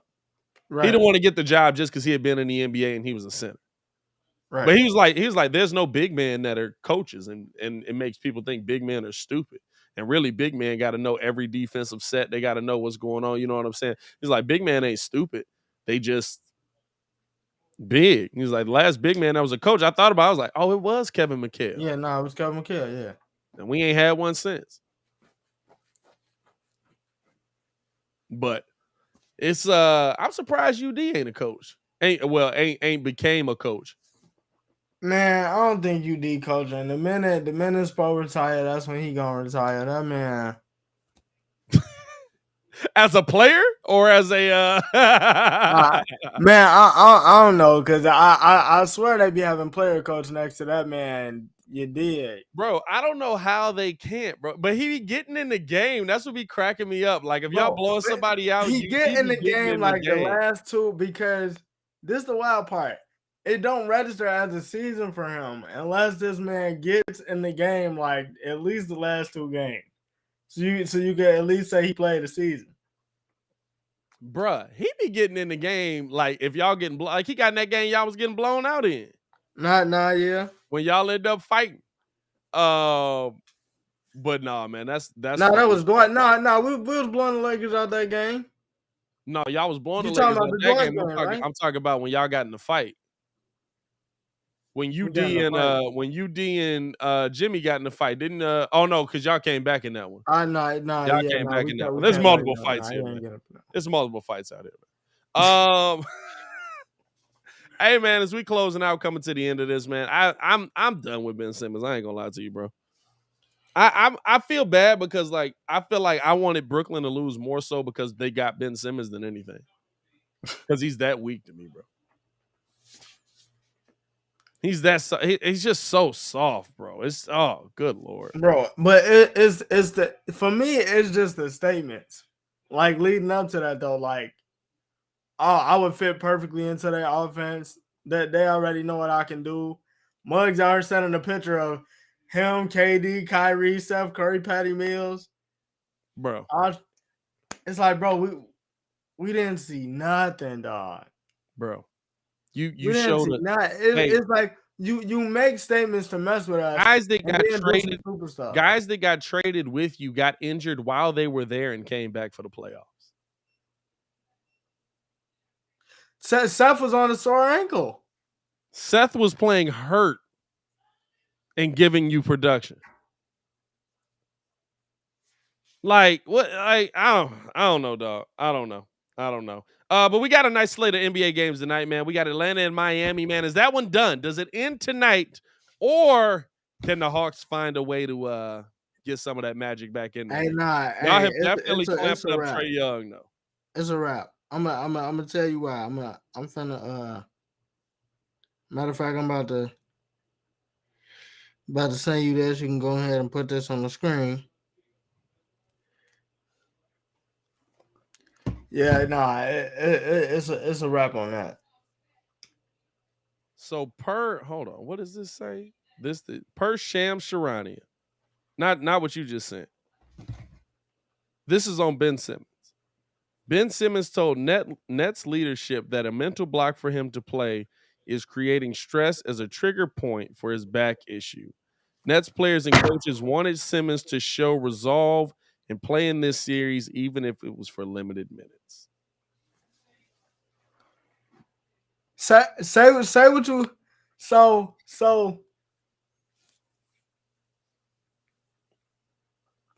No, can we just move on?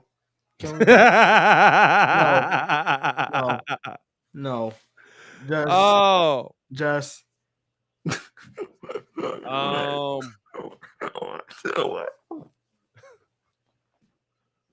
what did you just say?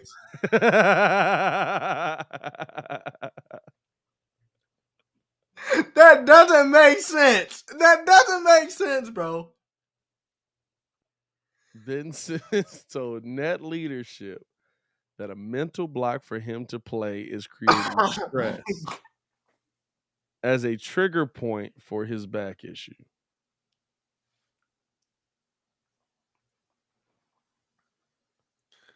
Nigga, what? Nigga, what? Hey, bro. Kind of like, I like how Steve-O said that's a Matt Nagy. I don't even know what that means, first off. Nobody knows what that means. It's not provocative. It gets the people going. That doesn't make sense, dog. Hey, man. None of that bro. The NBA ain't for everybody, man. Bro, please. Kim G, I'm so stressed, it's breaking my back. It's final. Nah, man, getting into this. Hey, dog, I know I can't play basketball better than Ben Simmons, but I'd have ran out there, bro. Hey, Brooklyn, if you need 10 minutes, I'm gonna get cooked. But if you need 10 minutes, I will give you 10 minutes. Oh my God, bro. Bro, he got to be the weakest NBA player I've ever seen in my life. Like, bro, He's got to be the weakest NBA player I've ever seen in my life. that doesn't make sense, dog. Kwame Brown ran out there. Kwame Brown. He's got to be the weakest NBA player I've ever seen in my life. Hey, listen, as Stephen A said, is he the weakest athlete of all time?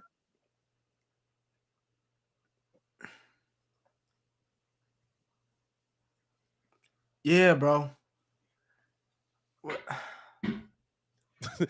Almighty said, can you read the statement again? Hey, I got you, Almighty. Just because it's that funny of a statement. Damn, like One what, time for the bro? one time. Per Shams Charania, Ben Simmons told Nets leadership that a mental block for him to play is creating stress as a trigger point for his back issue. Nets players and coaches wanted Simmons to show resolve and play in this series, even if it was for limited minutes. What? And here's the thing, right? Mean? This is the thing. Stress can cause a lot of issues. But To the back? No, you stress, it can mess up your whole body, honestly. It really can. But yeah. That ain't the excuse you roll out there with, my boy. That ain't the one. Hey, that ain't the one. You say, nah, man, I'm getting I don't know what you said to that. I don't even know what lie you can come up with around that. Wow, bro. Wow. Just right, what? Hey, let's look at some competitors. Let's have some competition. Let's talk about some competitors, bro. What? What the Heat have done to Trae Young has been interesting in this series. In this series alone, Trae Young has 24 assists. He has 20 made baskets. He has 24 turnovers. He is struggling in this series. Is this series over tonight? No, it's over tonight. It's over tonight. I think that I'm gonna take my statement back a little bit when I say, because I remember I used to say Golden State East, but I'm had to go back and look. It's like Charles said, they take a lot of horrible shots. And when they go in, it's like, oh yeah, they hitting. It's cool. Like it's crazy, right? They kind of look like Golden State with the way they move the ball. But then like you turn around, and then it's like when it's not, when the shots ain't hitting, they not hitting it. And I'm at a mindset. I think I was on the guy. I think I told Key last night. I said, dog, they need another ball handler. Because he legitimately does everything.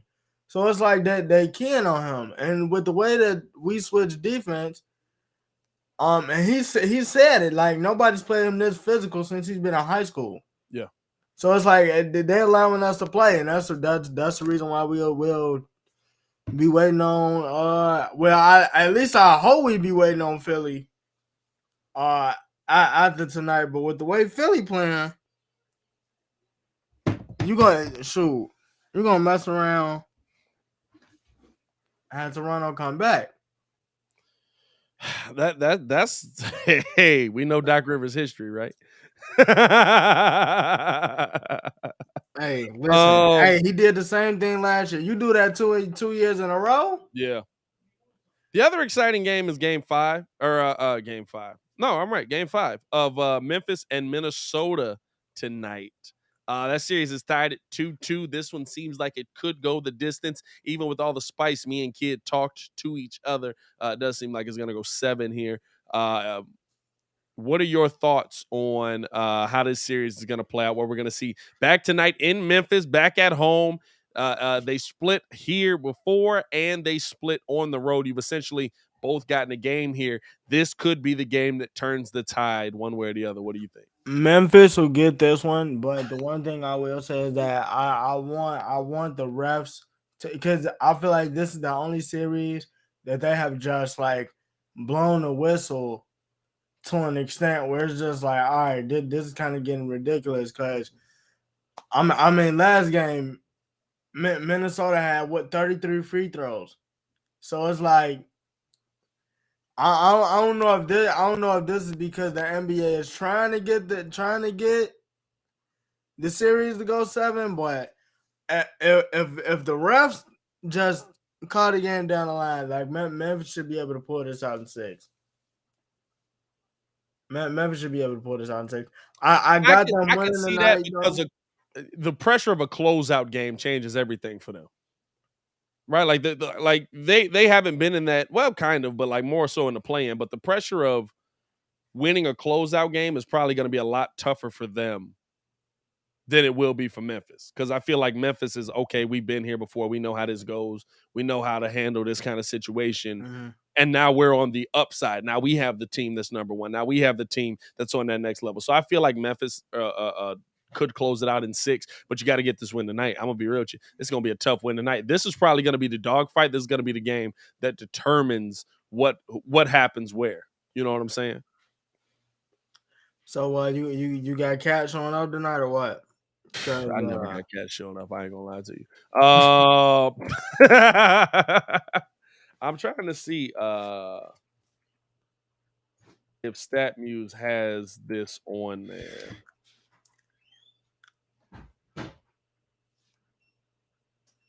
Hey, no, StatMuse go. I rock with StatMuse. I ain't gonna lie. StatMuse go. I'm trying to see how many Game 5 winners win the series. Probably finna be like, I do not understand your question. How many Game 5 winners win an NBA series? Okay. That didn't tell me anything. Appreciate that, StatMuse. Thank you. But no, I've got them winning Game 5. I do. And I've got them winning the series. I see it going 7. I ain't gonna lie to you. I think they win it in Memphis. I can see it going 7. I can see them getting the game back in Minnesota. Because like we said, the NBA likes these games. You know what I'm saying? Like, I think, who was it? Coach T tweeted me something about like about the refs. They're actually coming out with a documentary. Yeah. On I think Buddy that ref the Kings Lakers series, which is gonna be interesting, right? Because what are the repercussions from that? Like, do you go back and sue the NBA on that? Like, if somebody caused you a loss, like somebody caused you to lose out on a championship, can you go back and sue the NBA on that? When the refs are saying that they knowingly changed calls or called a game a certain way because they wanted it to be more entertaining? Yeah, no, I gotta see that. That's gonna be an interesting doc. I'm gonna have to take a look at that one.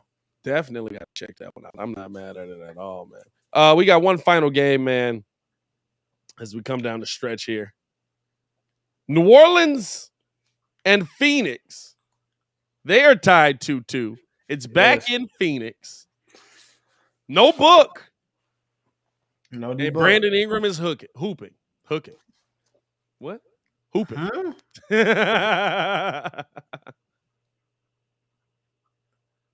Who do you got coming out of this? And could we see an upset between the Pelicans and Phoenix Suns to the point where the number 1 seed might get knocked off? Fam. All right, look. I was talking about this with Kid, right?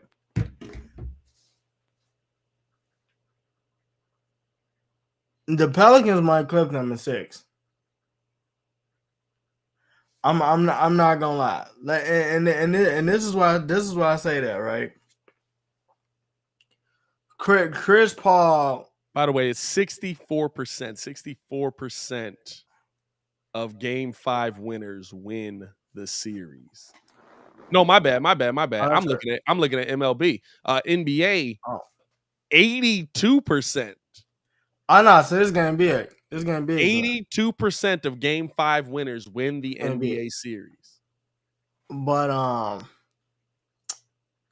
yeah, nah, man, like Chris Paul struggling. Like Alvarado is in that man's head. I don't know if I have to go that far. Dog. He's playing really good defense. I don't know if he's in Chris Paul's I'm not gonna head. lie. That man got him with that move that you don't like the other night. That the out of bounds shit did. Oh, where he like hides in the corner. Yeah, he got that man with the out of bounds shit did. Dog, hey, I'm not gonna lie to you. Like the Pels have size at every position. Legitimately, they have no like. You were saying Mikal Bridges for the defensive player of the year, like dog. Hey, he getting cooked right now for sure. He getting cooked like Brandon Ingram and CJ is getting whatever they want. But I'm gonna tell you this: they're winning these games because of Herb Jones. Herb Jones is legitimately. Why he hit CP3 like that? Huh? I said, why he hit CP3 like that? Hey, look, man. Why did he just bust CP3 in the face? Like, get you. I know he definitely Alvarado be all over the place. No, Alvarado. You didn't see the hit Herb Jones put on him? Huh? You didn't see the hit Herb Jones put on him? I know. I didn't see that. I saw Chris Paul smack him in the face though. No, Herb Jones ran through Chris Paul. I'm talking about, hey, listen, if Herb wasn't, let me see where I can find his butt. If Herb wasn't, here you go. Hold up. We gonna share it on the screen. NBA probably gonna be on my heels on this. That's all right. What is this? I think this is it. As we coming down. Let me see. No, that's not it. That's your boy. That's the wrong play. Hold up. Keep going up. Keep going. Give me that. But Herb Jones is legitimately, he changes things for them because when you have Herb Jones, Jackson Hayes, and Valanciunas, with the way that Valanciunas was hooping, I mean, 29 and 15 the other night. Fam, like they just don't have the size to beat them right now. With the way that Valanciunas is hooping in the paint, they can get them out of here. Like how I feel about P. Will, like Herb Jones is legitimately, if that man gets some type of jump shot, he's gonna be a really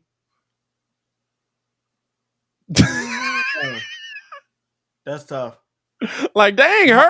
Yeah, bro. What did Chris do to you? Pop. I know, you know what it was. I think he got knocked down earlier in that game. And then Chris Paul was trying to be bogus and like help him up. But you know how it be. He was like, nah, wave him off. Hey, it's a lot of muds out here that don't fool with Chris Paul. No, I'm with you though, bro. Like Herb Jones has been a boost of adrenaline for them. He's been huge for them. He's been a guy that has come out on both ends and gotten the job done. And it's just been an antagonist. Fam, Herb Jones is cold to me. That's like outside of P. Will, like that's one of my favorite like young. And so let me ask. Players, I mean, Herb Jones is one. Before we get out of here, dog, is Zion becoming more expendable the more we see? Yeah, because you're not on the court, and Herb Jones is contributing. He kind of want to be on the court too, though. They hitting him with the old John Wall treatment. I ain't gonna lie. You said what? I said they hit him with the old John Wall treatment. I'm not gonna lie. Yeah. Like, that's gonna be interesting to see, bro. Like, damn. Is Zion Williamson expendable at this point? Zion just, hey, but that's not even a big story, bro. Like, if the Suns lose, if you look, fam, you are 11 games better than the second seed. Anybody, bro. That would be a huge story. 11 games better than anybody, and you do this? Does Devin Booker make it a clear-cut series win? Or is it not clear cut because him and B.I. was going back and forth, but he definitely makes it tougher on them, though. Yeah. I think you still win it. I think Phoenix still wins it in 7. But I ain't gonna lie, bro. Like, it's gonna be interesting to see here, bro. It's gonna be interesting to see what this thing is when it comes down to the end of it, man. This is gonna be the game tonight. This is gonna be the game tonight. NBA tonight is gonna be wild, man. And we appreciate y'all for rocking with us while we talked about it, man. We're gonna be live tomorrow for the Bulls game. I'm also gonna drop some content on specific Zach LaVine thoughts, and kind of a lot of the news has come out since then. So be on the lookout for that. That'll be coming out pretty quick after this. And then we also have a Bears video coming out at 4. Yes, so get in tune with us over on that as well. Another draft breakdown. It's going to be a lot of content dropping today. Make sure y'all tune in with us, man. And I know that YouTube don't always send out the alerts, so make sure that you're joined up in the Discord. Get in that Discord. The link is in the live chat pinned to the top, man. So appreciate y'all for tuning in and rocking with us for another show. As always, man, it's your boy Pat the Designer, back at it again, joined by the man, the myth, the legend, Mr. Ringo J. Ringo, you got any final words for him? 2 to 6. Come see me. 2 to 6 come 2 to 6 come see me. Stop ducking the smoke. Stop ducking the smoke. We here. The fact that you got so much smoke for the chat on that, dog. Hey, man, we appreciate y'all for tuning in and rocking with us as always, for the game attack. Y'all stay safe out there, Chicago. Peace. Peace.